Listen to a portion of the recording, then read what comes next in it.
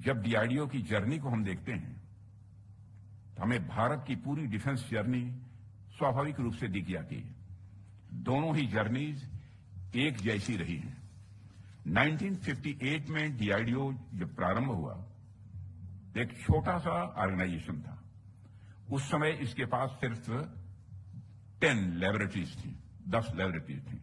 लेकिन समय के साथ बढ़ते बढ़ते अब आप देखिए कि डीआरडीओ भारत की डिफेंस कैपेबिलिटी का पूरी तरह से बैकबोन बन चुका है।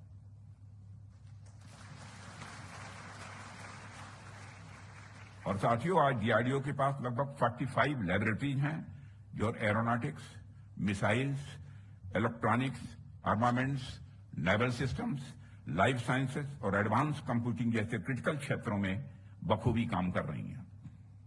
चाहे मिसाइल्स टेक्नोलॉजी हो, चाहे राडार सिस्टम हो, इलेक्ट्रॉनिक वारफेयर हो या लाइट कॉम्बैट एयरक्राफ्ट, डीआरडीओ ने भारत की इक्विपमेंट के साथ साथ सेल्फ रिलायंस का एक आत्मविश्वास भी दिया है।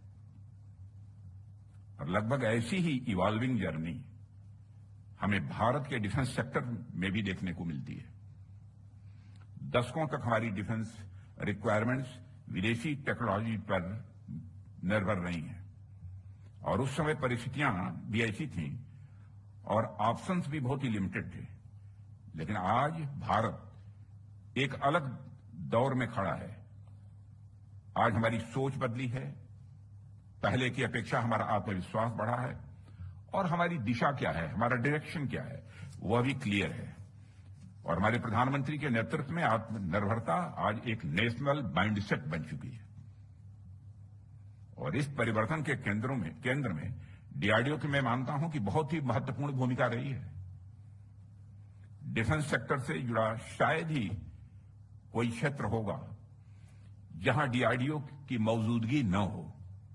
सभी जगह डीआरडीओ मौजूद है और आपने साबित किया है कि इंडियन इनोवेशन किसी भी मामले में ग्लोबल स्टैंडर्ड से पीछे नहीं है, बल्कि कई क्षेत्रों में उनसे आगे खड़ा है। और यह बदलाव मैं मानता हूं कि अचानक नहीं आया है कि ऑल ऑफ सडनली यह बदलाव आ गया हो। इसके पीछे वर्षों की रिसर्च, कॉन्टिन्यूअस टेस्टिंग, फेल्योर से सीखने की क्षमता और आर्म्ड फोर्सेस के साथ क्लोज कोऑर्डिनेशन भी रहा है। आप हर तरीके की परीक्षा में आप खरे उतरे हैं और आपकी टेक्नोलॉजी की परीक्षा तो बैटल फील्ड में भी हो चुकी है। अभी हाल में ही ऑपरेशन सिंदूर में इसका प्रत्यक्ष प्रमाण सारे देश ने देखा है, सारी दुनिया ने देखा है।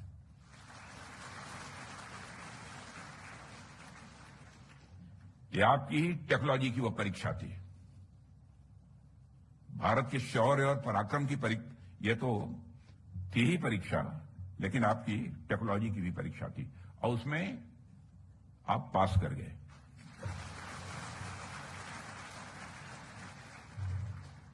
ऑपरेशन सिंदूर ने यह पूरी तरह से स्पष्ट कर दिया कि हमारे स्वदेशी सिस्टम्स भारत की ऑपरेशनल रेडीनेस को मजबूत कर रहे हैं और यह सब डीआरडीओ के साइंटिस्ट, इंजीनियर्स और टेक्निकल टीम्स की कलेक्टिव एफर्ट का ही यह परिणाम है।